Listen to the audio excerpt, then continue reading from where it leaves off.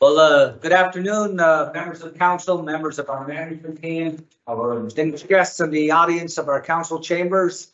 There'll be a new profile, hopefully, after the next few weeks on the back wall that will actually add a little bit of vibrancy to the culture, our Acadian, our American, and our Indigenous culture.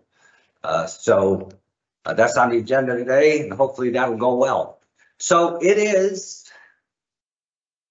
Oh, wait, I would ask a member of council that we call the meeting to order. So moved. Moved by Deputy Mayor Susan Fallow, seconder. Second. Second, Councilor Myra White, all in favor? Aye. Carried. Okay, we'll start off with our land acknowledgement. We respectfully acknowledge the town of Stephenville as the ancestral homeland of different populations of Indigenous people.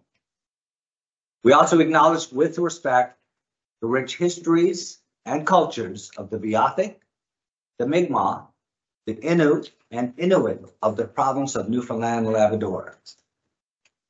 Item number 2, approval of the agenda. I would ask a member of council that we approve the agenda as circulated by staff. So moved. Second. Moved by Councilor O'Brien, second by Councilor Roberts. All in favor? Aye. Carried. Item number 3. Be it resolved to approve our public meeting of council minutes dated March 14, 2 weeks ago, as circulated by our staff. I would ask a member of council that we move to adopt those minutes. Moved by Councilor David Cummings. Question. We'll just wait for a seconder. Second. Can I get a seconder? Second, Councilor O'Brien. Okay, question. Sorry. Last meeting, I requested that on the planning, they will identify when they approve or disapprove a permit that the regulation or policy be recorded in the description. I don't see that request in their minutes. Yeah, from what I understand, correct me if I'm wrong, CAO, Mr. Ramsey, that they are working on that. The staff is fairly new in the engineering and planning office, but I was saying it was not recorded in the minutes. Yeah. Adopted minutes. Wasn't recorded. Oh. Okay, could we make a note of that for a minute taking? Okay, duly noted. All in favor? Aye. Carried. Okay, any matters arising from the minutes? We just had one. Anything else? Nothing arising from the minutes. I'd also like to welcome our 50 attendees, a nice round figure for today.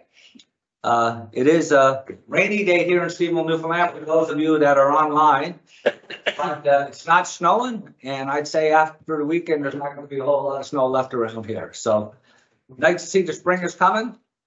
The tulips are not up yet, but we're getting close. No proclamations and delegations today. Okay, so committee reports. We have a lengthy agenda here today, so we'll take our time with it. So, I'm going to turn it over to our Chair of Finance 6.1, Councilor Myra White, for our Finance Committee report. Hi, good afternoon. Welcome to everyone. Finance Committee met on March 25th, 2024, and the following items were recommended for council approval. Item number 1 is property tax. Be it resolved to write off property tax in the amount of $12,566.44 as recommended by the tax collector. I so move. Moved by Councilor Myra White, seconder. Second, Councilor Laura Aylward. All in favor? Aye. It should be pointed out that I think, Mayor, that the amount comes forward to us. The actual accounts that are being written off or who the taxes are being written off for doesn't come forward to us. The tax collector prepares it, and then it's reviewed by the clerk or management for the accuracy in that before it comes forward to us. So there are some checks and balances into it before it gets to us. Yes, right. There's an audit check normally by the clerk for the write-off. So on that note, all in favor? Aye. Yeah. Item number 2, water and sewer tax. Be it resolved that water and sewer tax adjustments of $384 be approved as recommended by taxpayers. I so move. Moved by Councilor Myra White, seconder. Second, Councilor Darren Roberts. All in favor? Aye. Carried. Item number 3, remission of tax. Be it resolved that the remission of tax in the amount of $815.12 be approved as recommended by the taxpayer. I so move. Moved by Councilor Myra White, seconder. Tax collector. Second by Deputy Mayor. Yeah, but you said taxpayer, right? It's tax. Oh, tax collector. Okay, Guys, just, I'm not good. correction there. Just a strict on this off. Yeah. Yeah, we have a mover, we have a seconder, Deputy Mayor Susan Fallow. All in favor? Aye. Carried. Item number 4, business tax. Be it resolved that business tax adjustments of $3,223.53 be approved as recommended by the taxpayer collector. I want him to pay all the bills. Sorry. Do you want me to reread it? Moved by Councilor Myra White, seconder. Second. Second, Councilor Maurice Hines. All in favor? Aye. Carried. Number 5, miscellaneous amounts. Be it resolved that miscellaneous accounts write-off of $1,500 be approved as recommended by the tax collector. I so move. Moved by Councilor Myra White, seconder. Second. Second, Councilor Dale Roberts. All in favor? Aye. Carried. Item number 6, Port Harmon Authority Limited and 69385 Newfoundland and Labrador in taxes. Motion 24-29. I refer to 24-29. The motion agrees to write off the balance of the property, business, and water and sewer taxes to December 31st, 2023, and related interest should be $350,000 to be paid by March 31st, 2024. The $350,000 payment has been made in full. It is recommended that council write off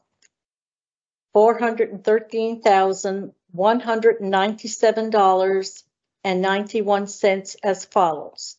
Port Harmon Authority Limited, A-R number 110538,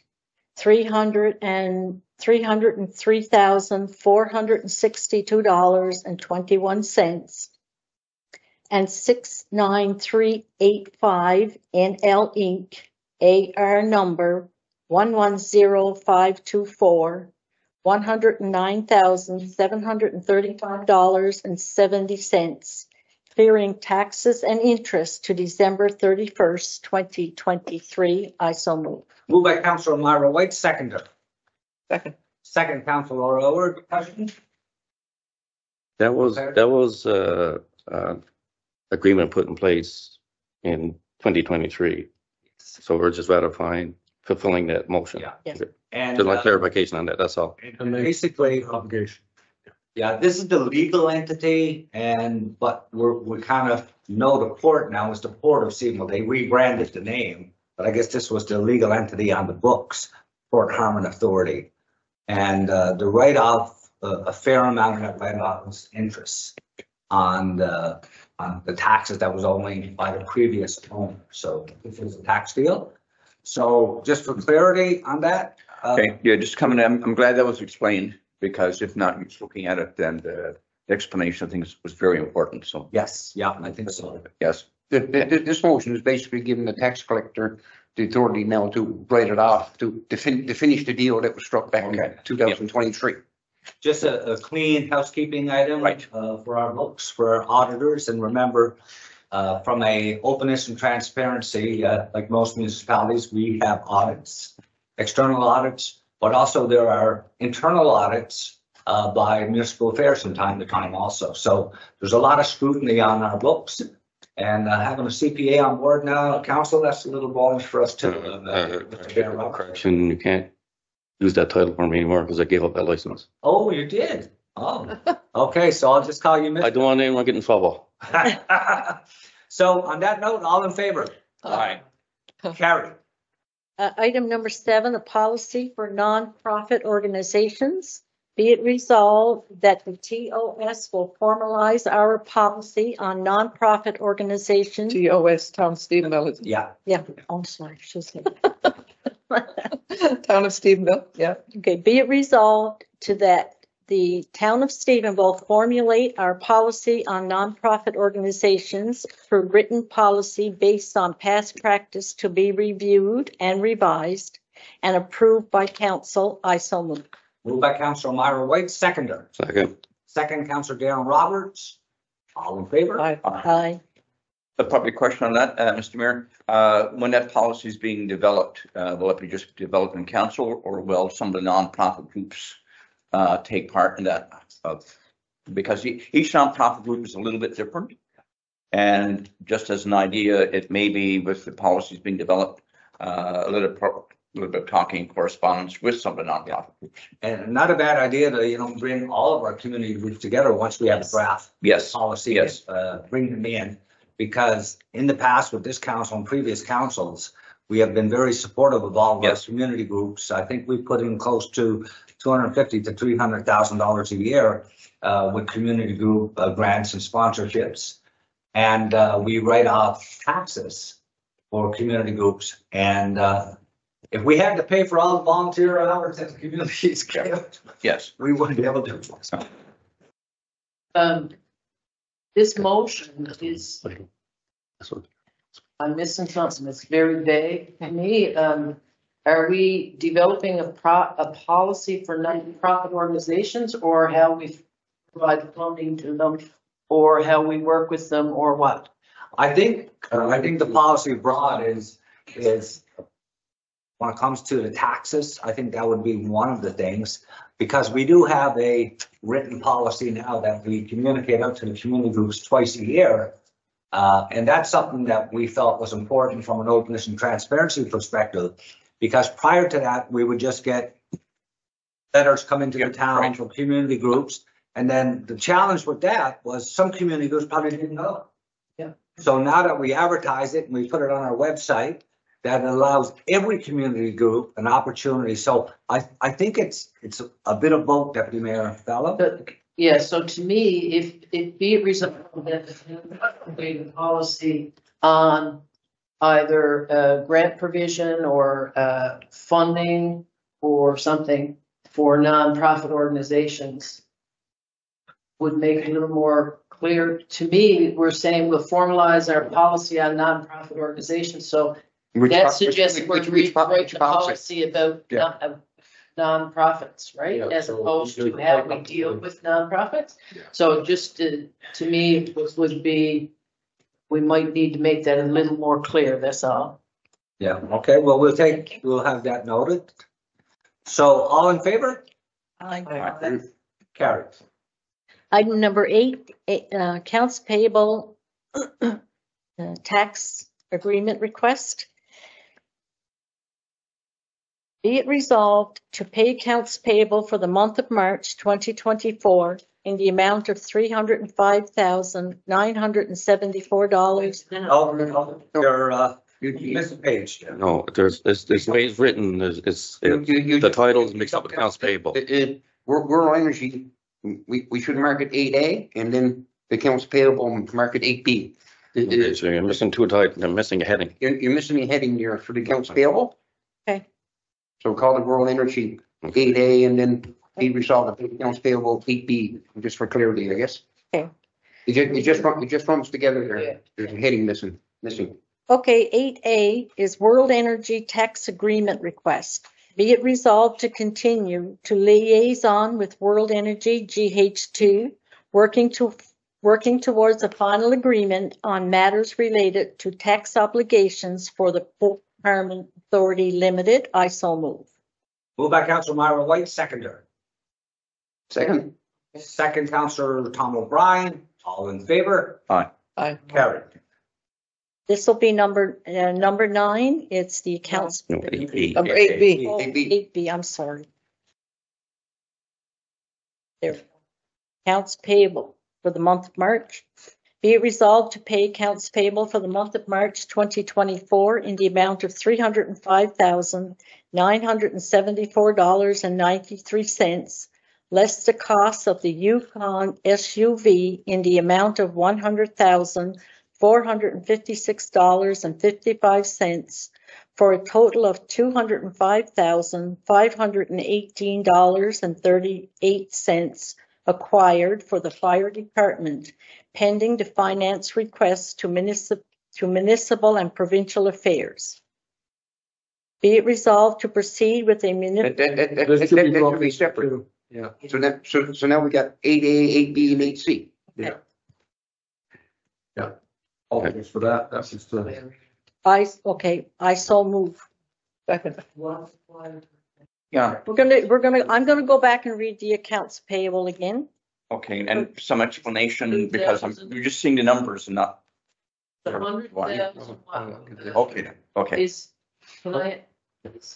Is it the Yukon SUV that's acquired for the fire department or the 205,000? no, the Yukon SUV is under Okay, that. so that's just the. Okay. For a total of. Misplaced. That's Okay. okay. Yeah, the original accounts payable that came to us was 305,974.93, Right. but that included the vehicle for the fire department, 100,456.55, Yep. which we're now taking off the accounts payable, which reduces the actual accounts payable that we're approving the 205,518.38. Okay, Which I understand Yep. completely because I know that, but the way it reads Yep. Yeah, it's is a poorly little worded. bit, the acquired for the fire department needs to move to the Yukon SUV acquired for the fire department or something, you know? And I just for clarity too, on, some of the wording. Sorry. Our town clerk's off, that takes care of the, Yeah, we're out. motions. No, And our existing staff have jumped in to help out, so we want to thank them for,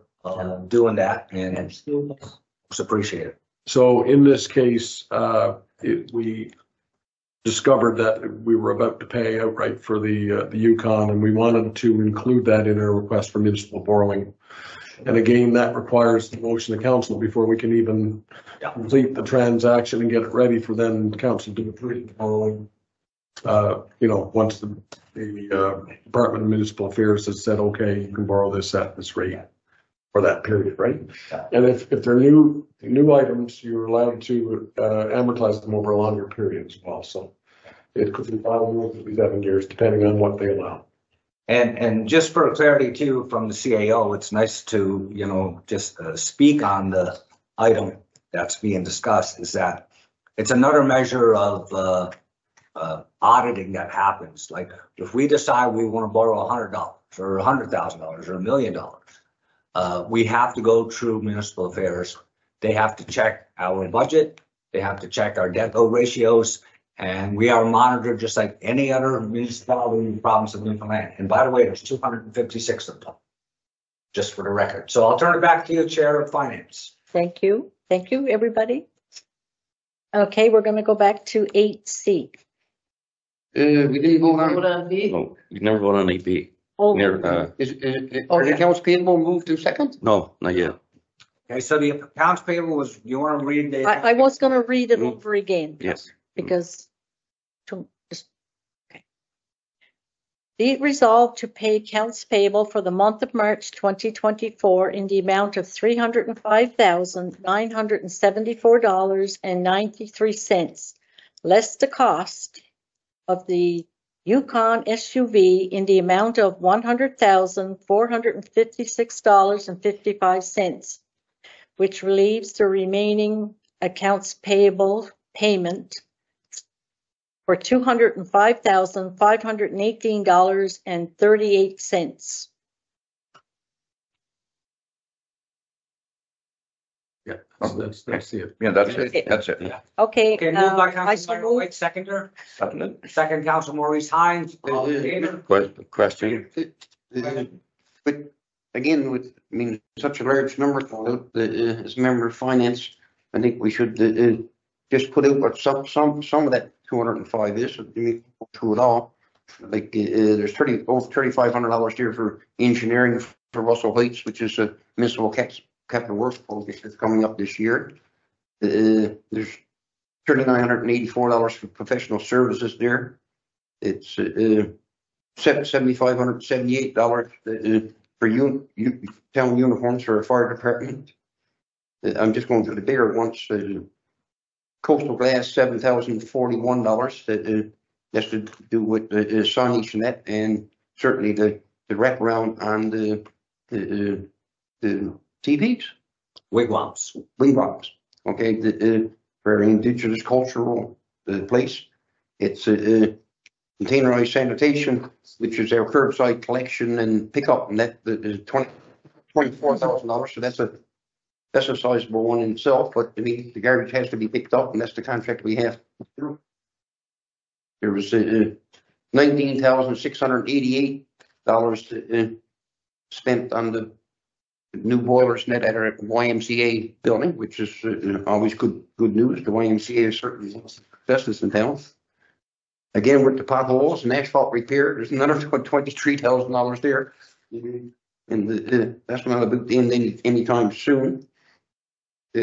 Our gas and fuel alone for March month was over $29,000, $29,431.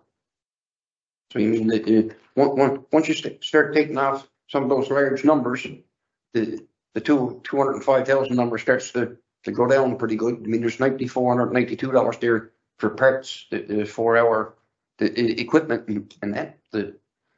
And then there's $10,333.04. Got to include 4 cents for the Western Regional Waste Management service. I mean, that was a $20,805.04 bill, but there was a credit put through of $10,472 as an unassigned payment, which I believe to be basically a refund from the Western Regional Waste Management, which they gave a lot of communities refund for. So it's that's larger items. So I just throw out the big numbers. People kind of get an understanding of how our operations work. Okay. Thank you very much. So, question? Question, maybe you can clarify it for me. As my understanding, the Yukon, the fire truck, be in agreement with a company to help pay for that vehicle? Yeah, we have a MOU and actually a legal agreement in place financially with Emera. So Emera is the Nova Scotia company that was part of Muskrat Falls. Bottom Brook. Because Bottom Brook, the substation, there are some confined spaces there that we entered into an agreement with Emera that they'd help pay the cost of our fire department and upscaling our equipment and vehicles so that we can respond for, and it's a distance from our town, but that vehicle is actually dedicated for confined space, whether it's in one of our tunnels at our water plants. But it got helped us financially from Emera, which is a Good thing. And- But we did receive any money towards the capital purchase of the vehicle? I think that was part of it. We get so much per I year. don't have any information on that. Yeah. My understanding, Mayor, is the original amount that came from Emera had a portion in there for the vehicle. Yeah, so maybe at the next finance meeting, the finance committee can have a copy of the agreement. So we- But my concern issue within is they paid us some money towards the capital cost of the vehicle. Why are we looking at to refinancing the full cost of the vehicle? It's just a. It's just a cash flow initiative that we're undertaking with, when we looked at a number of the purchases, which were, We were going to date three now, I think. and other vehicles. No, because we're looking at approval of. But just the whole idea of investigating and determining exactly what the rates would be. And again, it'll be brought back to the decision of council as to actually go through with financing if once we made that offer and we get the offer from municipal affairs as to whether we can do it or not. So I At would, this point, we don't have any of that. okay. So at that point, I would request that a cash flow projections be submitted at the same time. Exactly. Thank you. No, that was part there, yeah. Just the other thing, Emera has been a good corporate citizen. As you well know, we lost Pirouway Park, the baseball diamond in Steveville, that green space. But part of their legacy project, they put $100,000 in our new baseball diamond. That's why I don't. So they've been a good corporate citizen, and we need that. So all in favor? Aye. Okay, you got 8C now, Mara. 8C, be it resolved to proceed with a municipal financing request approval to borrow through a motion of council. I so move. Moved by Councilor Myra White, seconder. Okay, In the amount of, yeah, what? in the amount of 100,456.55. Okay. Related to the Yukon. So we'll Yeah. proceed with the request. Then if they'll make a proposal back to us on bank. And then we can consider at that time if there's alternatives or we should proceed. The same. So do you want to reread it with that? I will. Financial? Be it resolved to proceed with the municipal financing request, approval to borrow through a motion of council for $100,456,000, $56. $100,456.55. I so move. Moved by Councilor Myra White, seconder. Second. Second, Councilor Maurice Hines. All in favor? Aye. Councilor Ryan? Carried. Just a question, Mr. Mayor. So we'll, at that point in time, we'll have an idea of how much Emera has contributed to it. Okay. Okay. Item number 9, award of the tender vacuum sweeper truck. Be it resolved to proceed with a municipal financing request, approval to borrow through a motion of council in the amount of $455,700 plus the HST. Borrowing is to be in 2 parts. Principal amount over a 5-year term with HST borrowed separately over a 12-month term. And to explore longer term financing options based on the purchase of new equipment. The purchase of the truck is to be made from Saunders Equipment in Fredericton, New Brunswick. I so move. Moved by Councilor Myra White, Second. second. I just want to say this is a vacuum sweeper truck. There's cheaper ways to do it, like if you just had a sweeper truck. But let me tell you one thing, it creates a lot of dust and a lot of dirt flying around the town. And we have the best wind corridor in North America. So having a vacuum sweeper truck when they go out, and even our public works will actually time it. You'll be out late at night and they'll be early in the morning when there's no wind, because they do create a little bit of dust at times. So on that note, all in favor? Question. The HST borrowed, is that the full HST or our rebate portion of the HST? No, it's the full amount. My understanding, they don't do it as a discounted amount, but they require, the municipal borrowing agency requires you to have the HST paid off in 1 year. Okay. Not the net amount, but the full amount. Thank you. Okay, all in favor? Aye. Councilor Ryan? Carried.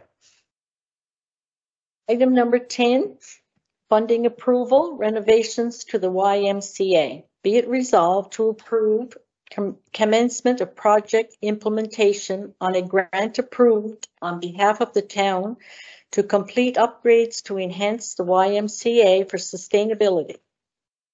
Multi-level government approval requires council to provide its commitment, which will be requested from municipal affairs under the approval to borrow. Be it resolved to proceed with a municipal finance request, approval to borrow through a motion of council for the amount of $575,549, which is 20% of the total estimated project cost. I so move. Moved by Councilor Myra White, seconder. Second, Deputy Mayor Susan Fallow. All in favor? Mayor, the number's not here, but I mean, people could do the math, I guess, and figure it out for themselves to make it a little bit easier for people that may be watching.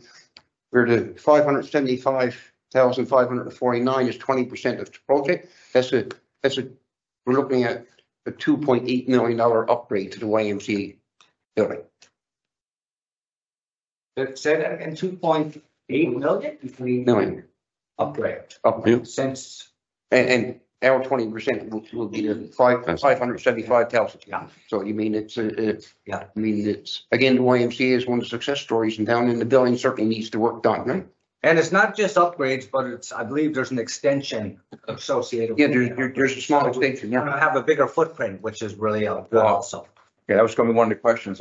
There will be a plan, I guess, of that everybody know what's going to happen to it. Full engineering. Okay. MCW. I think the expansion is 800 square meters or something. Okay. So, Not sure. Yeah, Quite okay. ready to go to. Okay, so all in favor? Aye. Carried.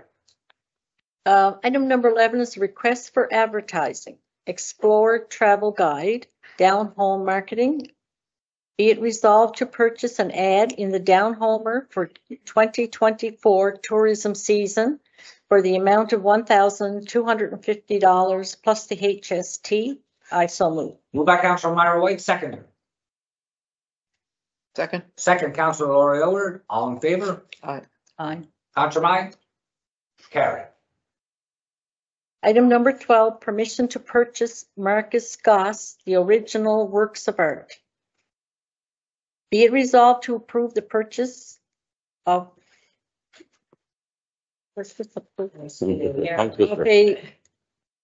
To approve the purchase of a conceptual design of works of art to be incorporated into one of the pillars of the marketing concept for the town of Stephenville. This transaction is a sole source purchase per section 7.2 of the Newfoundland and Labrador Public Procurement Policy. The total cost in the amount of $656,518.25. I so move. Moved by Councilor Myra White, seconder. Second. Second, Councilor Darren Roberts. All in favor? Aye. Carried. Okay, anything late for finance? Well, there's, it's later on in the agenda. It's, for the fire department. These were items that were about to be purchased, and I wanted them brought to council just for council's understanding and approval. There's a rescue boat for the Stephenville Fire Department. It's more like a raft, that rescue craft. They have a quote from C&D Pratt for this item, which was identified by the fire department as an item that would be required. The total price of that is $4,479.25, and they were ready to purchase it and had it ordered, and I stopped it until the council could review that. In addition to that, and we have the documents, there's a copy of the, you see the brochure up there, that's the rescue craft. There are suits required for those who would go on a rescue, or you put that on ice water, in your ice rescue. And those suits, the 4 suits, are even more than the craft itself. They're $5,876. Those 2 amounts include HST, so total $10,355.25, including HST, and they would proceed with the purchase with council's approval. And there is budgeted amount for it. So I presume this would go to our next finance meeting for recommendation before it would come to a public meeting for approval? Well, it wasn't brought, but it was planned to, and it just got pushed to one side at the time. It came through financing at once, and we were questioning whether it was in the budget or not. So the manager put it on hold until he checked it out, and it is in the budget, so we should be able to approve it now. If you're willing to, if you want to hold it for this. Can I ask a question? Is that a standard piece of equipment for firefighters? Is there an expansion of the scope? I know that because I know firefighters respond to a lot more motor vehicle accidents now than ever before. So is this part of an expansion of services, or is this because this was a search and rescue? It has to do if there was a search and rescue have their own vessels that they use for this. I'm not sure what type of their rescue craft are. I did speak with search and rescue about it. Theirs are not the same, not compatible. Like they would do their work if requested through the RCMP too. So if our fire department responded to an incident where this was needed, if it was iced over water or whatever, and they had to get out on the ice to do this rescue, then this craft and the suits would have to be worn in order to take it on. So it's a times of the essence type thing they're explaining to me. Okay, so for this. How many of those instances have we had? I don't have any information on that. So. You buy this kind of equipment and hope you don't have any incidents. Really, right? Yeah, I agree. It just seems to me that if it's a very rare circumstance and we have search and rescue department here, it's not like you'd suddenly discover in the middle of fighting the fire that you were standing on ice. Like you would know the call would come in. Is there not a way that we could enhance the rescue services of search and rescue by looking at providing that equipment versus purchasing it for a fire department who may or may not ever use it? Well, this is the reason why I figured it should be brought here to the table for this discussion. No, I agree with the deputy mayor. I'm very familiar with Jerry Clark and his group, and they have similar type equipment, okay, and similar type suits. And of course, there's a whole training program that goes with it as well. That's the other part. I would like to wait with this and maybe a bit more talking to Jerry Clark and his group. And I know that there is a different response time, because if there's a danger on the ice and the RCMP are notified, then the RCMP have to go and contact the search and rescue. Okay, yeah. And I understand that, but I think we just want to make sure we're not duplicating a service that's already there. Okay, and I understand what you're saying. That's kind of my thought. Yeah. Not that I don't want to see us equipped for any and every circumstance, but it seems to me that if there was an issue on the ice or in water, the first thought for someone wouldn't be to call the RCMP. It would, the fire department. It would be more RCMP or search and rescue, I would think. It'll be a 911 call. Yeah. So,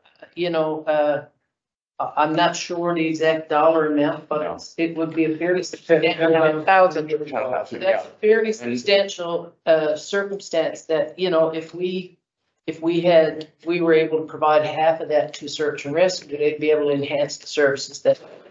And yeah, it'd be something to discuss. Just to add to that, I know that on occasion, more than occasion, if someone is really desperate, they will call ground search and rescue first, and they'll sort it out after. So I think that's probably a discussion we need to have. Yeah. Not that I think it is worthwhile. Or just information. But just information, yes. It is not a motion on the agenda. No. It's for discussion. Yeah. So let's go back and have further discussion on it and take it from there. Yeah, no, thanks. Some discussion with our fire chief on it too, which I mean, the fire chief's view on this. Yeah, the fire department sometimes are the first on the scene, so minutes count type thing when you're in this kind of situation. Yeah. So I mean, and sometimes the information that comes forward to the first responders, whether it's the ambulance or the fire department, the police department, is not 100% accurate on what's going on the scene. The fire department gets called, then they find out that there's a vehicle and somebody's hanging off the vehicle, whatever the case may be. They're on scene, and then there's a delay because now the RCMP got to be contacted, and the RCMP calls it search and rescue.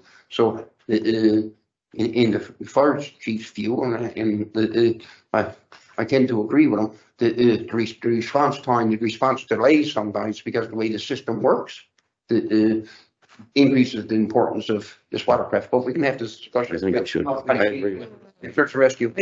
I think it's okay to have a discussion, but I think my opinion is that we should get it because, I mean, search and rescue is good. We know that they're there, but are they always going to be there? I mean, in the town of Stephenville, firefighting, we're always going to be here. And for that amount of money, I don't think we're going to break the bank to get this very needed equipment. I mean, not only that, what about if you get a call tomorrow that one of your grandchildren or is in trouble and they need this equipment?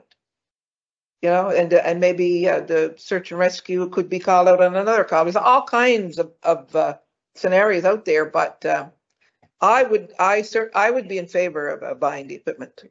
I'm certainly not opposed to it. What I would like is information and a little bit statistical research, so that I feel like I'm making an informed decision, right? Because we can carry that logic of we should have it in case to a lot of other pieces of equipment. So if we're making a decision based on that, we're going to have a lot of other expenditures to come. I'd just like to hear a little bit more about why we're purchasing that. The why, the how, and the training that goes with it and so on. And no pun intended, I'm in the same boat.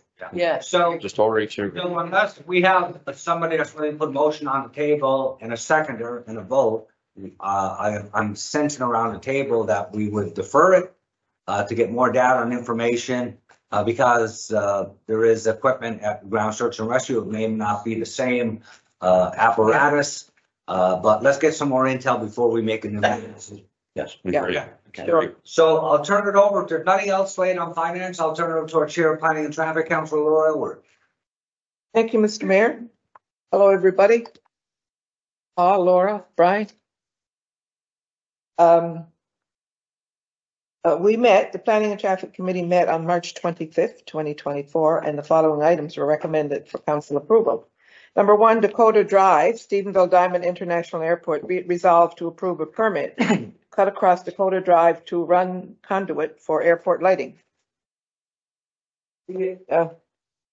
I so move. Moved by Councilor Laura Elwood, seconder. Second. Second, Councilor Myra White. All in favor? Aye. Contramine? Carried. Number 2, 1 Waits Lane, Colebrook, Candace Campbell Daycare. Be resolved to approve a permit to provide an occupancy permit for an in-home daycare, lower level at home, 1,200 square feet. I so move. Moved by Councilor Laura Elwood, seconder. Second. Second, Councilor Maurice Hines. All in favor? Aye. Contramine? Just as a point for, I guess, everybody listening, even though it's approved here, an awful lot of goes to service and all for inspections regarding daycare centers Yeah, or restaurants or anything else. There's another follow-up along with it yes, before it's approved. that's right. One more thing. Okay. So on that, and over the course, we've had people renewing their permits. So the permits, even though once this gets approved, then the Service NL and others approve it, we issue a 1-year permit, but it's not like they got to reapply. They just get the permit issued every year, which goes with their provincial Service NL license and that. So they still have to renew a permit request every year, but there's no approval process. It's just Is a there an extra fee every permit issue, It's just one time. just one time. Okay. Thanks for that. Number 347 Oregon Drive, Indian Head Solutions Limited, be it resolved to approve request for an occupancy permit for commercial office space for leasing. I so move. Moved by Councilor Laura Elwood, seconder. Second. Second, Councilor O'Brien. All in favor? Aye. Contramine? Carried. Number 4, 128 Caroline Avenue, Indian Head Solutions Limited. Be it resolved to approve request for occupancy permit for commercial office space for leasing. I so move. Moved by Councilor Laura Elwood, seconder. Second. Second, Councilor Maurice Hines. All in favor? Aye. Contramine? Oh, I got to ask a question. When we're giving him an occupancy permit to do commercial office space, is it also looked at? Does someone actually go up physically and look at, or does they fall underneath Newfoundland? I do believe the planning and development component is now looking at policies and procedures that as we go forward, we were pretty thin on staff before, but I think the plan is to have inspections done to ensure if somebody says they're building a 10 by 10, it's not 20 by 20, Yeah. more or less, right? Okay, that's good. I think that's important. And Yeah. I think even my past life on council, sometimes we miss that. Yeah. You know, make sure someone actually goes and that it is physically And there. the big thing with that in the past, you know, unless you have the human capital to follow up, and it can't be done. That's right. You know, you don't have the time to do it. So anyways, that's in the works, Councilor Myra Wade. Thank you. Okay, all in favor? Aye. Dr. Mike, carry. Number 5, Brooks Street, be it resolved to approve a request for a permit to build a garage. No, this request was initially denied, but upon closer investigation and in compliance with past practices, the permit does meet regularity requirements and is therefore recommended for approval with conditions under the municipal regulations to be satisfied by the applicant. I so move. Moved by Councilor Lord, seconder. Second, Deputy Mayor Susan Fallow, all in favor? Aye. Counselor Mine? Carried. Number 6, 133 Carolina Avenue, Indian Head Solutions Limited. Be resolved to approve a request for a permit to occupy the property located at 133 Carolina Avenue as a multi-user flexible workspace.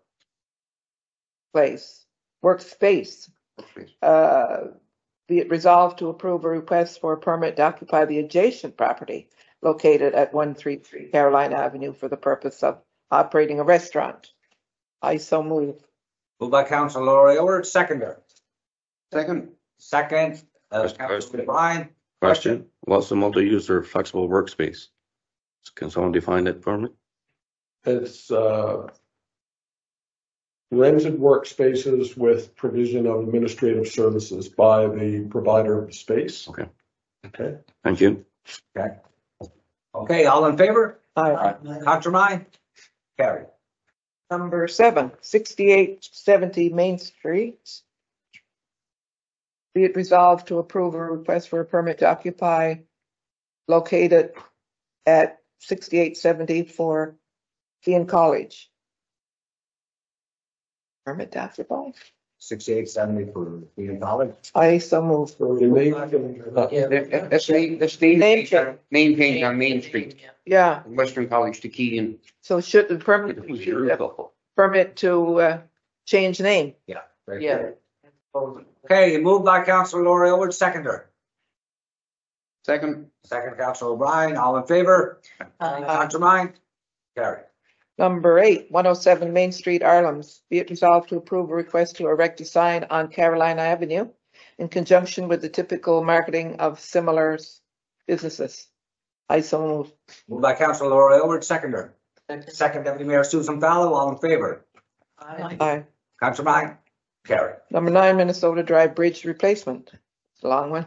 Be it resolved to complete the required municipal infrastructure application for federal provincial support for a bridge replacement on Minnesota Drive with a roundabout and to provide a minute of council in support of the application process for a federal provincial municipal contribution agreement, which the town will provide its share through the municipal borrowing process. Be it resolved to proceed with a municipal funding request approval to borrow through a motion of council for $443,859, which is 20% of the local cost of the estimated $1,658,940 to install a roundabout. I so move.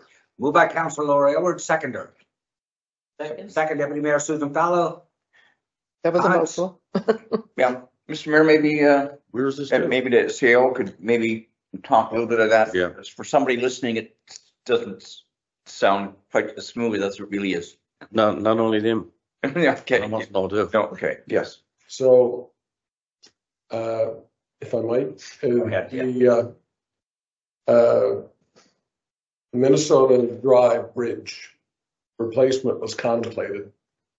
There was some pricing done and estimating done on it. And in some of the investigation, it came to a conclusion that the bridge could not be refurbished, that it would have to be fully replaced, which would have been significantly more than the concept of a roundabout. There was a decision made by prior council, I guess, to choose what was referred to as option C. There were 3 options, and this was the preliminary costing of that option. This fell by the wayside prior to my arrival here, and so we picked it up, and the people from the provincial government advised that they would move forward with this if we were intent on still proceeding. I think the mayor wrote a letter to the department and saying, can we please continue with this process? Because we didn't act in time for what was going on with this file. We then started working on it just this week and trying to tidy it up and get the application submitted. There's a multi-government funding agreement which would potentially pay for some of it, but the federal government plans to collapse the program. And if we get our application in now, we have a chance to avail of the program. If we don't, we of course will get nothing. But so what they've suggested is that they wanted us to complete the application. So we've sent the preliminary documents into them. And what they need now is permission, or an approval that council has approved its participation in the building of a roundabout to replace the Minnesota Drive Bridge. We were told that a replacement bridge would be significantly more. You probably over double what we were considering for the cost. So what this would do is it's within the $443,000 because that amount, excuse me, is the additional that it would cost versus what we were originally anticipating putting into bridge refurbishment. So what we have to do is to secure and say we're fully responsible for the 443, but we'll still apply for the total of 1.6. Right? Great explanation. Yeah. Just a little bit of clarity too. Coming out of COVID, two things. There was about three things that challenged MCW projects, and they got the date. This was supposed to be done a year or two ago. Georgia Drive was supposed to be done 2 years ago. And what happened was, even the engineering of MCW was challenged with staffing because it's got to go through MCW's engineering departments and work with our local engineering department. But this was the least cost option. Initially, we thought we could just take the top side off, and we even looked at a timber frame top side. But the embutments, when they did further assessment, engineering assessment, the embutments that holds up the bridge, plus the sub-base structures, the cement was deteriorated so much that full reconstruction, as our CAO mentioned, it would have cost significant money. One thing I'd like to note in it, and I was driving by it today because I think I was the president of the Chamber of Commerce when we planted some trees along Warm Grove. But I think that when we go to tender, we got to be cognizant that these trees that have been planted, they may have to be removed and relocated to a green belt in town. So, Yeah, and for the public's interest, it is the overhead bridge that we're talking about, the overpass. yeah. We had hoped to save because it was the first overpass. Yes. Yes, yeah. Yeah, but it's The other challenge with it too was just maintaining it the way it is, which it couldn't be maintained. It has time expired. Is that it's very narrow. So if you get a couple of RVs trying to cross that bridge at the same time, they were kind of designed back in the 40s and 50s for the Willys Jeeps that were pretty narrow. But so this is a good project. It's a least cost option. And on that note, if there's no other comment. I'm glad it's happening.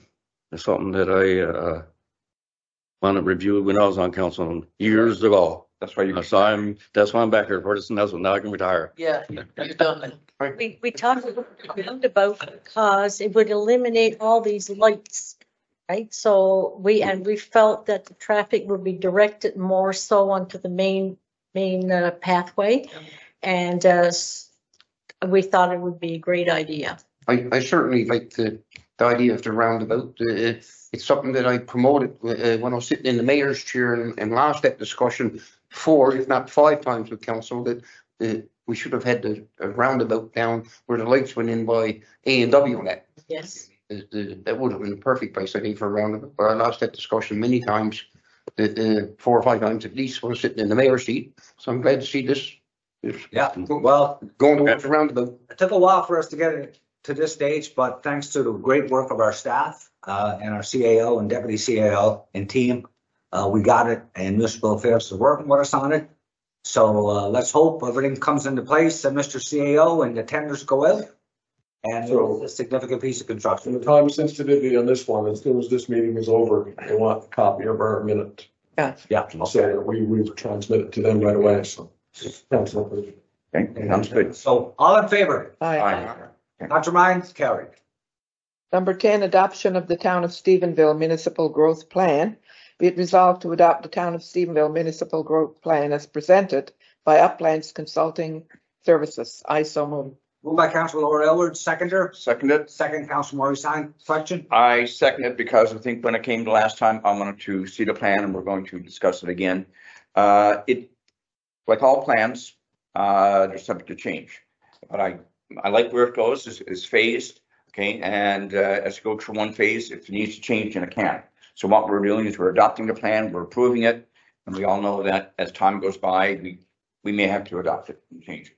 But like this, good. Okay. All plans get tweaked as you move along. That's right. the challenge with some plans though in the past, and we've seen it, many organizations, they get work done, get plans and it sits on a shelf and nothing happens. That's not gonna happen here.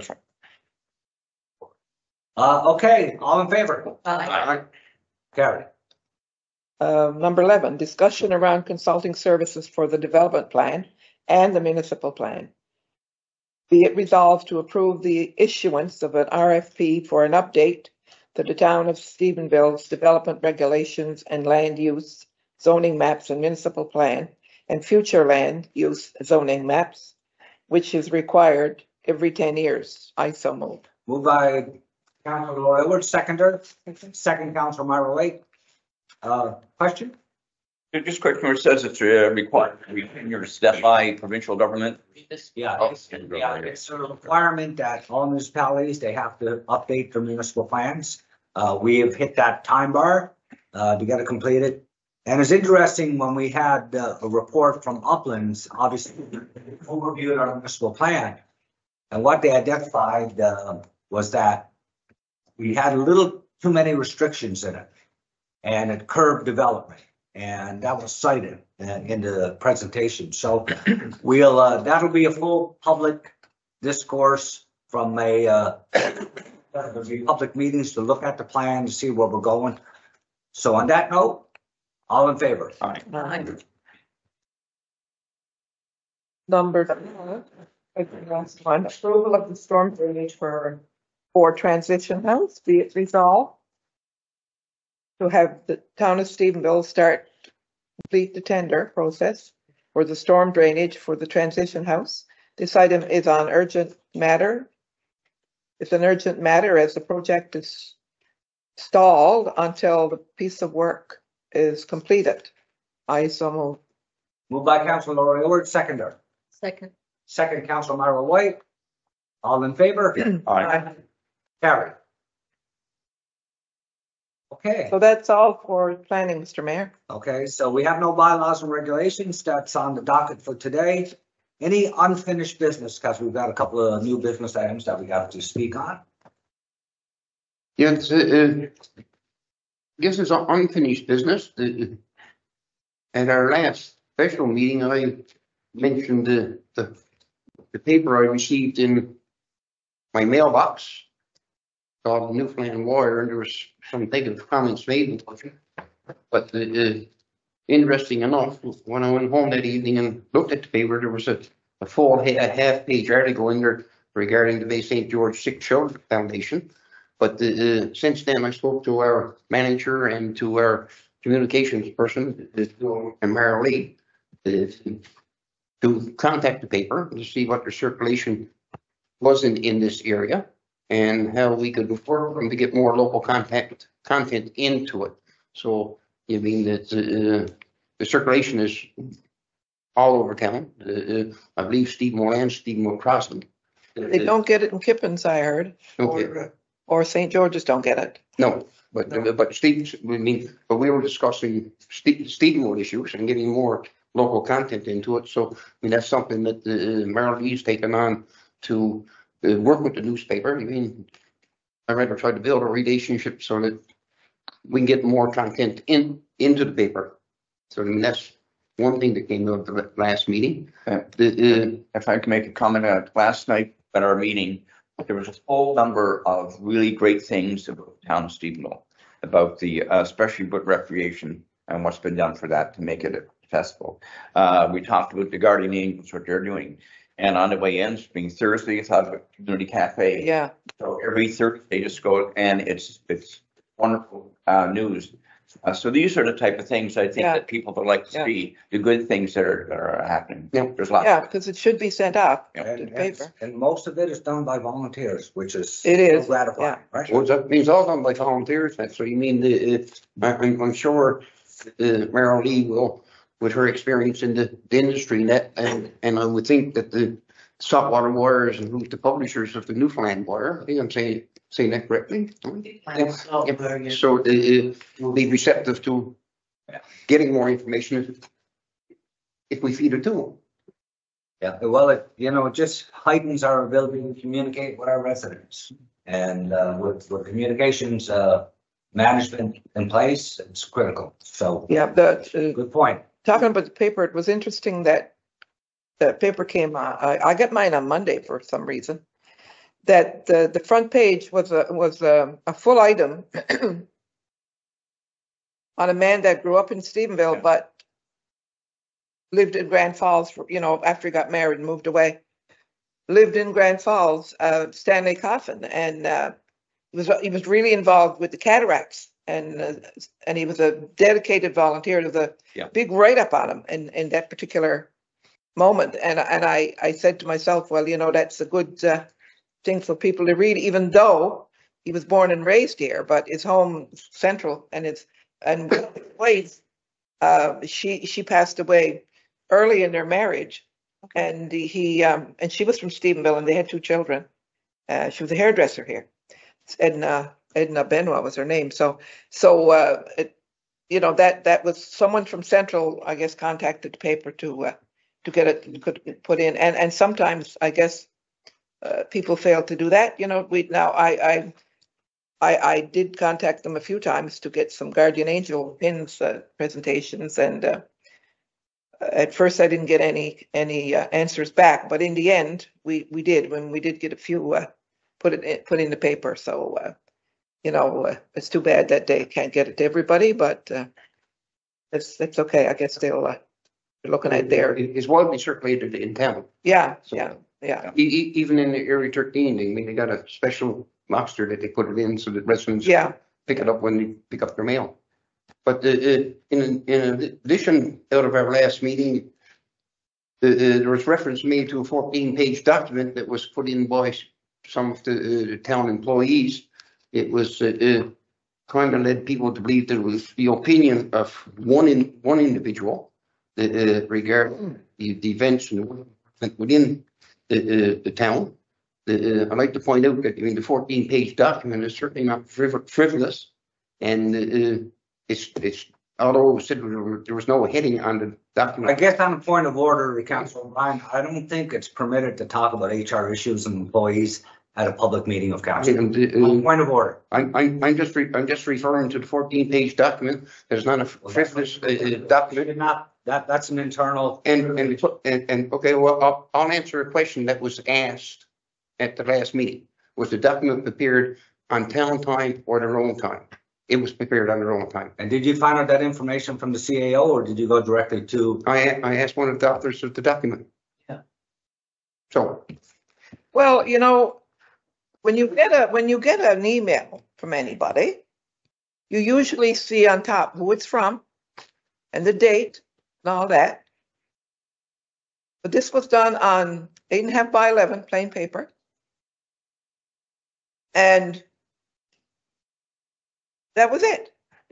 14 pages. But, okay, so I think what we should do. It was a union thing, right? Yeah. So as a point of order, I think this should not be discussed here. That's internal. Yeah. That's for CAOs to brief, and deputy CAOs to brief council. So let's leave it at that. And I've said what I wanted to say on the document anyway. That the authors are there. It's a 14-page document and it's not frivolous. So. And so let's move on. I guess we'll be back to the table again. I guess, you're entitled to your opinion. But anyway. So anyways, I just want to discuss, we have an MOU that a recommendation for council to sign. Obviously, the College of North Atlantic plays a very critical role in the town of Stephenville.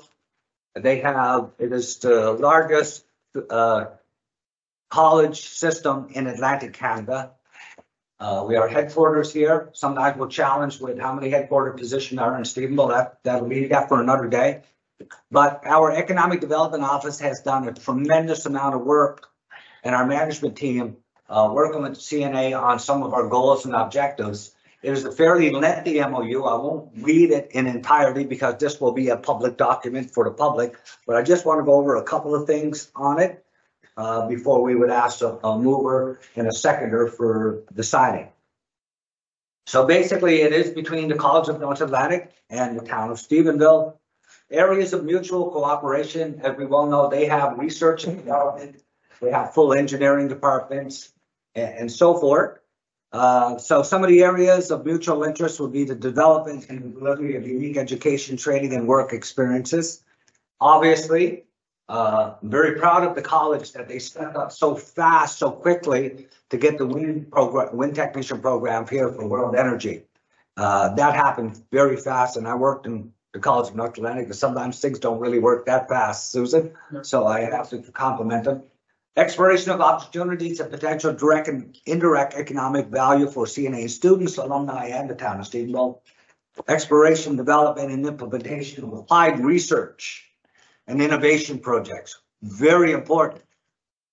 Remember, we should be first to market with hydrogen in Stephenville, Newfoundland, Canada. Very important. Exploration and development of incremental initiatives for newcomers, immigrants, refugees, and international students. Canada, top 41 million people.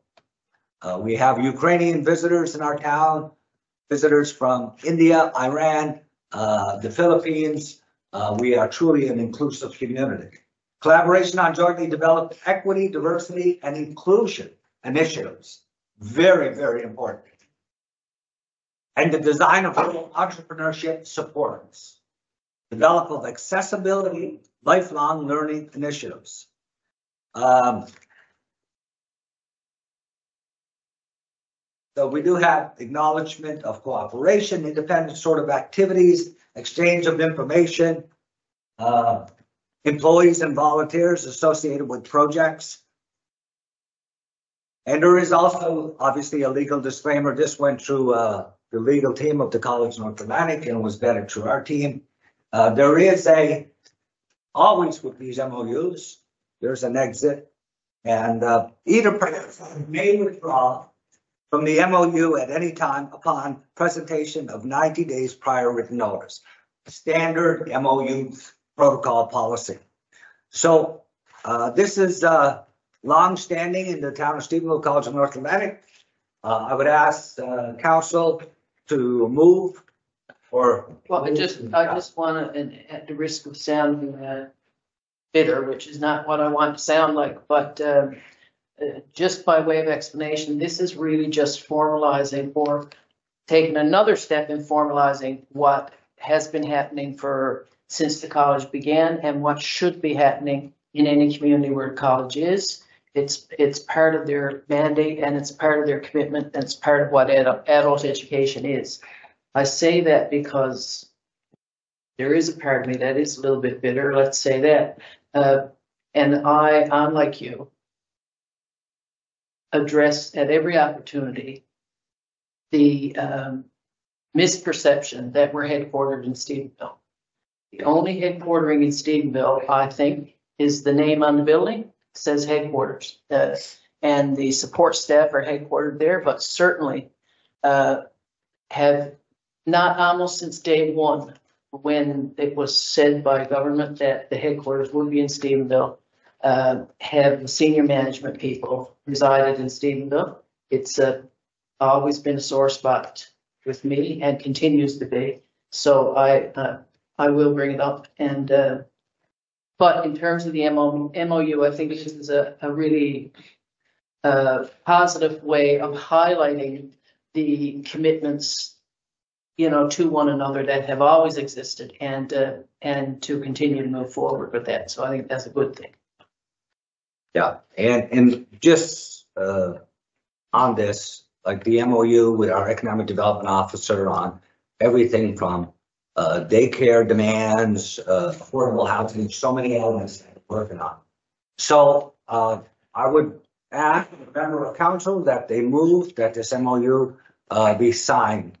I assume there's a lot of work. It looks like there's a lot of work put into it by the town and members of the college.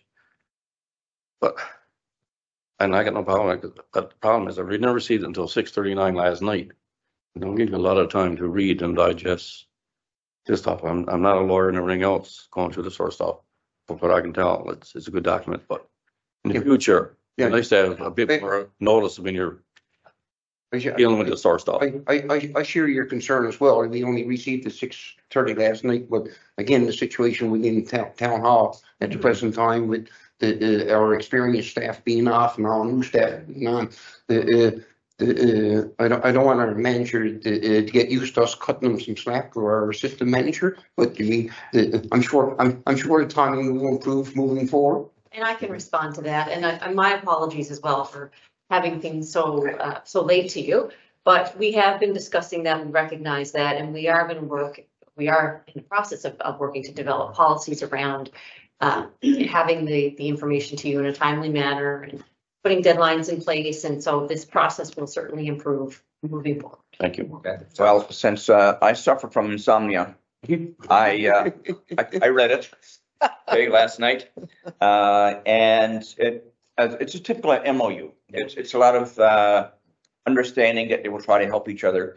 And the one thing that I missed about the college when it initially started was all of the extension courses that were being run in the town. People could take arts and crafts, they could do woodworking, they could do mechanics. And I would like for, even though it's not mentioned in here, maybe for something like that to come back again.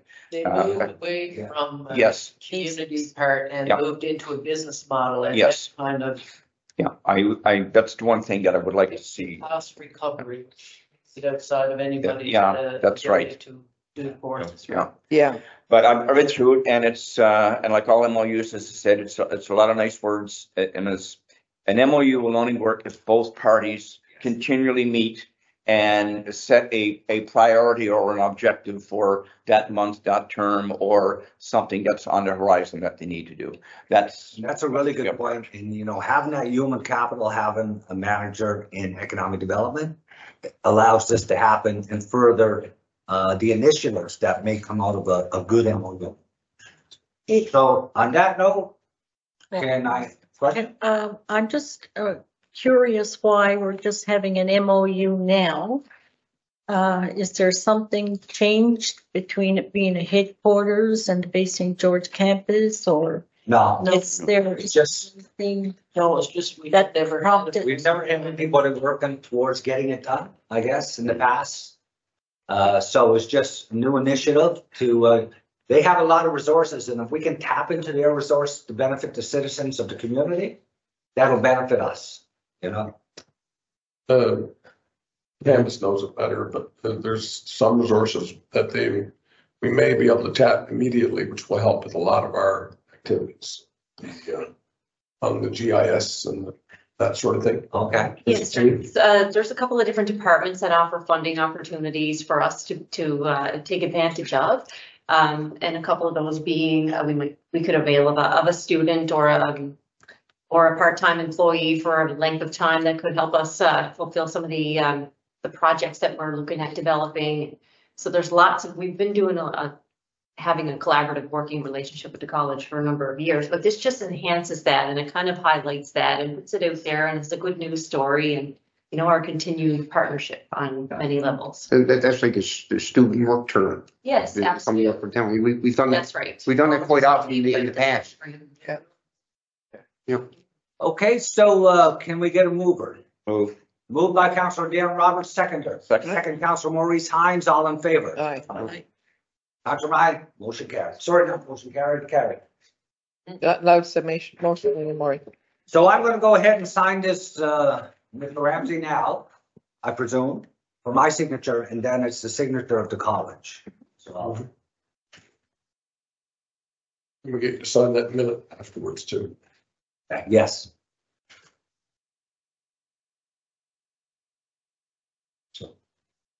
Okay. So we did, one other item on the new business, we did receive a letter from the CEO of Ben's Pharmacy reference our water rates. And we did a little bit of research. Our water rates residential are a little bit lower than most similar communities in the province. We do flat fees on our commercial rates. Other municipalities will do a flat fee plus a mill. So everybody does it a little bit differently, but he did have some questions about the validity of additional washrooms in commercial properties. So one time, Susan, you might be able to help me out on this one. One time, every place had to have a male and female washroom. Now the washrooms are unisex, if that's the proper word that I'm using. So a lot of sometimes there was over infrastructure because it was the demands of yesteryear, but now it's evolving.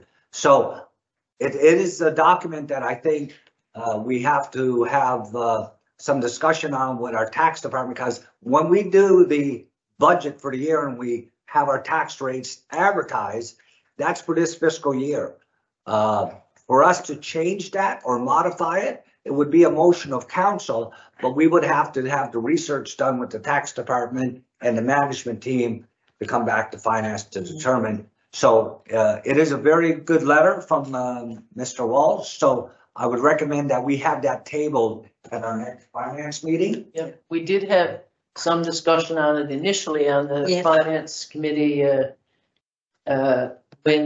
when the request came the first time. And my understanding too was that the tax collector was going to speak to Mr. Walsh and give him a couple of ideas on ways that that could be reduced, because I think he was being, I think it was, he was being considered a building with 3 washrooms or Yes. something. Yeah. And his contention was one of them wasn't even in use. So there were some suggestions that could, so hopefully the tax collector did get back to him. I have no reason to think he wouldn't. And so that will hopefully, help him through at this point while we look at it now too. So it's worthy of internally by staff and to come to council for any further consideration. Now, the last one here is the MAA board update. Do you have anything on that?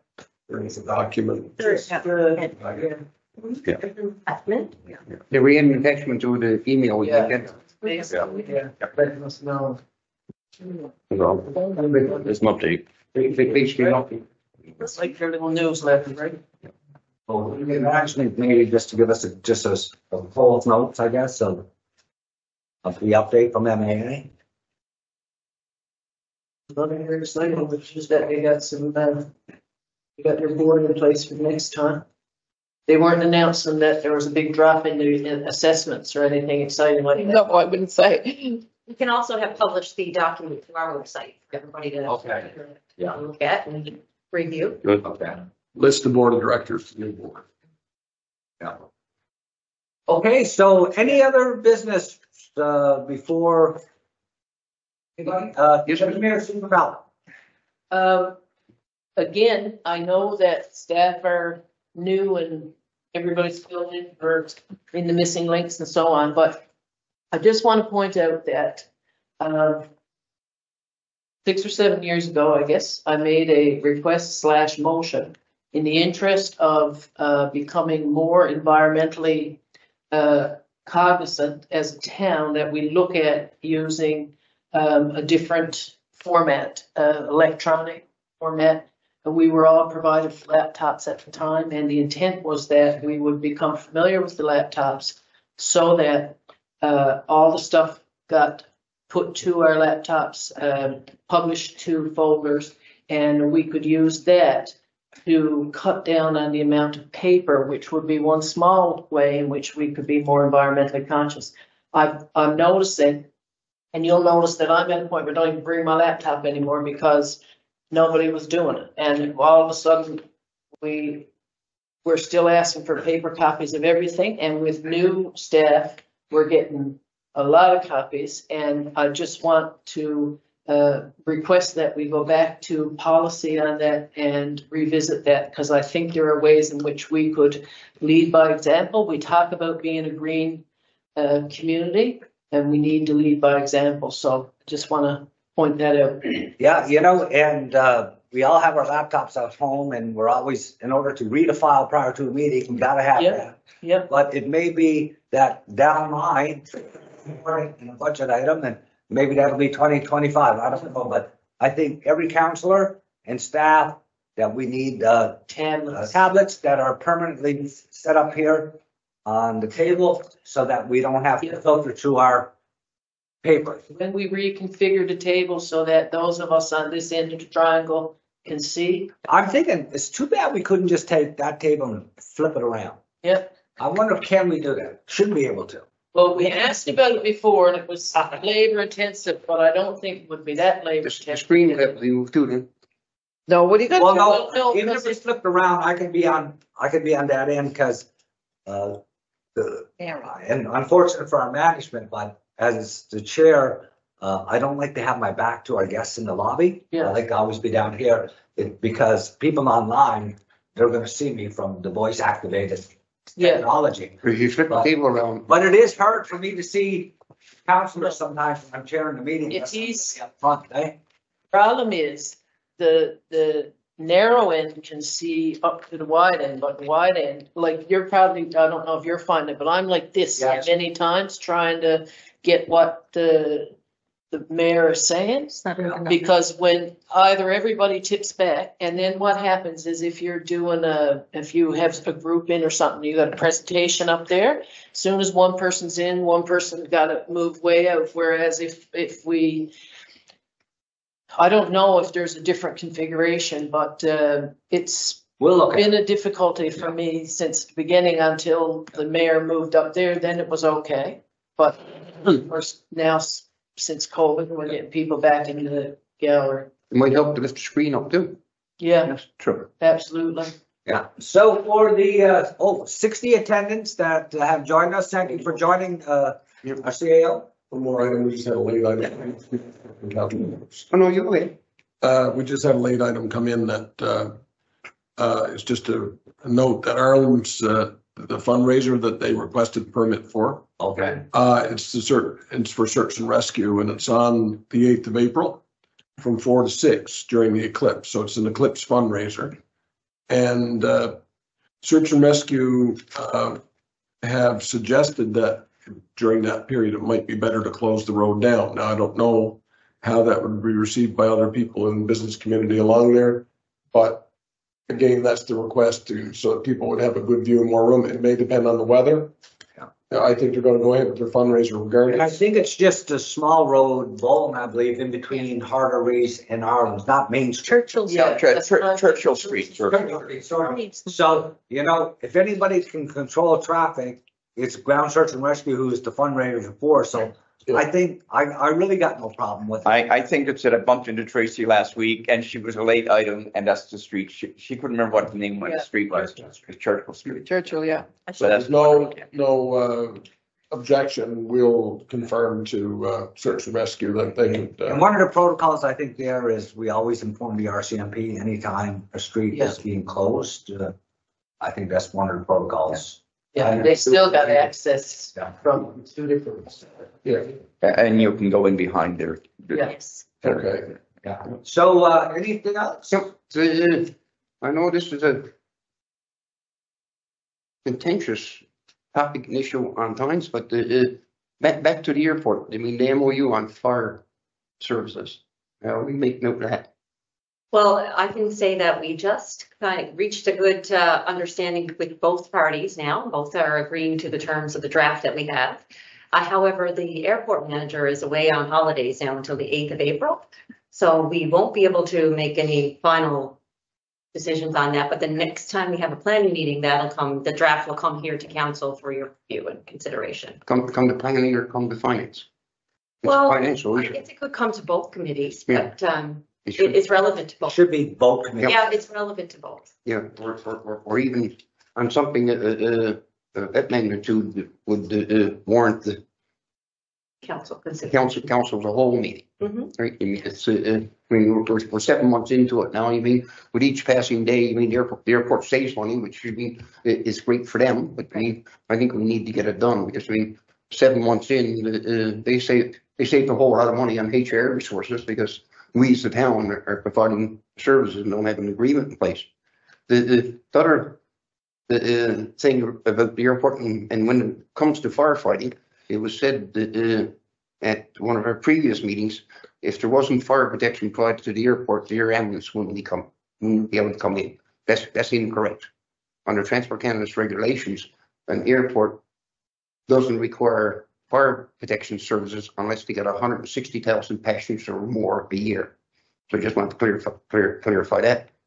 But for the big question, when the announcement was made in 2021, there was a $10 million price tag on the airport. Somewhere along, somewhere along it. There wasn't a $10 million price tag. The price tag for sale at the airport, just for clarity, was between the airport corporation and the Diamond Group. Had nothing to do with us. The only thing that we signed as a motion of council is an MOU that over a timeline that $10 million would be spent towards crash fire rescue and fire protection in the town of Stephenville at the airport. Just an MOU, non-binding, went to our legal counsel, done on a motion of council. When the announcement was made, there was a $10 million announcement that the town was giving $10 million over $10 million for the fire hall, which I didn't understand at the time, because I mean, if I buy your house, I don't get to tell you what to spend your money on. So you mean it's but I mean somewhere along the line, the $10 million fell off the table. So where did it fall off? And I'm sure that our CAO can furnish you with the MOU that we signed. Right. So you could have the details on it. I mean it's well, I mean I asked for a copy of the agreement at one of our previous meetings, and I was told that the town didn't have it. Because I questioned how the town voted in favor of selling the airport. I don't see the agreement. That's a different agreement. Right. We didn't vote to sell the airport. We didn't vote to No, sell. they didn't vote to sell the airport. The board did that. No, you voted to support the sale of the airport. Yes. I mean, well, what backup documents did you have to know what you were supporting? What backup documents? Yeah. Well, we knew that we had an airport run by a community group that was bankrupt, in bankruptcy protection for 17 years. Creditors weren't paid. And we were on the hook as taxpayers about $500,000 a year to keep the airport, to keep the lights on. So the decision of council is a decision of council. And I will clearly say too, for the councilors at the table, we all know it, and you'll get your municipal training. You can't speak against decisions of council. Even if you vote against it at this table and it gets carried, you can't speak against decisions of council. We're not permitted. I'm certainly looking forward to this training come Tuesday. Good. Yeah. Okay, on that note, I'd ask somebody to adjourn the meeting. No. Oh, we got some more. Oh, you got Notice the motion. I got some motions here that I plan on putting forward at the next council meeting. I don't know if you want me to read them now. I won't make the motions now out of respect for council. You need some No, time. that would, if you got anything for council meeting, that would go to administration and go either be a planning or finance item. You can distribute them around the table. That's three motions, but I will be making at the next public meeting, and there could possibly be a couple more to go along with it. There's a procedure on that. This is not the time. This is not the appropriation for this. This would be something that you've got 2 weeks to get done. for the next fall. That's why notice of motion is on the agenda. So a member of council can give notice that they're going to bring motion forward, and that's what I'm doing. So That's usually done electronically through the CAO and clerk. That's the procedure. So we wouldn't get into that now. I'm looking forward to the training. Yeah. Okay. No, Councilor Miller. yeah, all I want to say is that for the next planning meeting, Deputy CAO, if you could have a copy of the dog animal regulations sent to the councillors, because we do have a problem with dangerous dogs in this town. And we got to do, we got to look at our regulation. I know that one of the rules is if you have a dog that's after attacking people when they're walking with their dogs, that the owner is not allowed to let that dog run wild, or even if she's or he is walking with the dog should be on a leash. And it's been noted with the person that was attacked a couple of years ago, the little dog that she had in her arms could have been killed. And that dog was off the leash, away from his property on a different street altogether. So we have to figure out, and it was investigated and it's still not really solved, the problem. And the thing about it is that if you have a dangerous animal and he's after biting somebody, that animal should not go back to the owner. You know, there's rules and regulations out there, not only town ones, there's other ones as well. So anyway, I know that the municipal officer deals with it a lot, but I just want councillors to go over the rules and regulations, and we'll have discussion at our planning meeting maybe next And week. this is the discussion that we have had as well, and I think it's important to point out that saying there is a problem with mean dogs or whatever you just said in this town, I think I've got to disagree with you there. There was an issue with a particular dog in a particular neighborhood, and I think that issue speaks more to the owner than anything else. And I don't think any policy that we put forward or not is going to change the fact that somebody is not complying with rules and regulations, right? So there's lots of dogs in this town who I know of a number of owners whose dogs have accidentally gotten loose and possibly attacked another dog, and they have met with RCMP and been assessed, and they have to wear a muzzle on the dog. So I think those things are being dealt with on a lot of levels, but you're talking about a particular incident where the owner is not necessarily compliant, and Yeah. I think that needs. Yes, but there wasn't only one, Susan, Yeah. the deputy mayor. There was another one too. This different person altogether. And But there's also provincial regulations regarding this, so Yeah. I think we need to look to see how the town's regulations. Yeah. match with And we the look at provincial ours. regulations. We had a presentation from the RCMP. And we amended policy on Yeah. it, right? So you mean, But it's nice to follow up and get Yeah. refreshed. we need to look at it again. a big part of it is enforcement too. You Oh, mean, when yes. it comes to animal control, that type of thing.